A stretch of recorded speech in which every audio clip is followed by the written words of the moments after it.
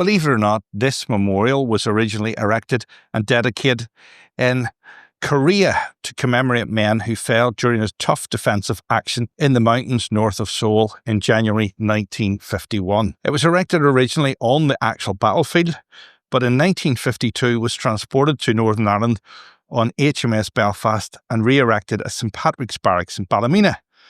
Eventually, when St Patrick's closed, the memorial was rededicated at City Hall here in 2010. So we're at the Korean War Memorial here in Belfast. It reads on the rear, "The people that walked in darkness have seen a great light." It's a Bible verse.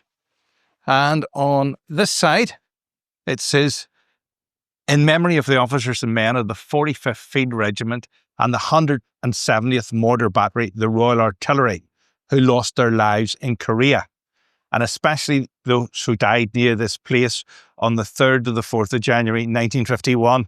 Now, it doesn't mean here, it means the battlefield in Korea. And it says on the plaque here on the front, men from many parts of the British Isles, but predominantly from every community and part of Ireland, fought with the RUR in the Happy Valley battlefield in defence of Seoul, capital of South Korea.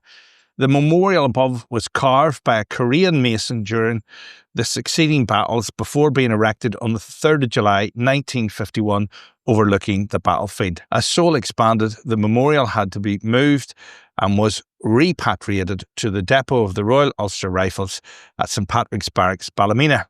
It was moved to this final resting place on the 24th of May 2008 with the gracious permission of Belfast City Council. This relocation was made possible by generous donations from the regiment and veterans who fought in the battle, individuals, trusts, the Korean government and Samsung Electronics. And on the front here it says, "In memory of the officers and men of the 1st Battalion, the Royal Ulster Rifles, who lost their lives in Korea, and especially those who were killed near this place on the 3rd to the 4th of January 1951. It's not here, it doesn't mean here, it means in Korea.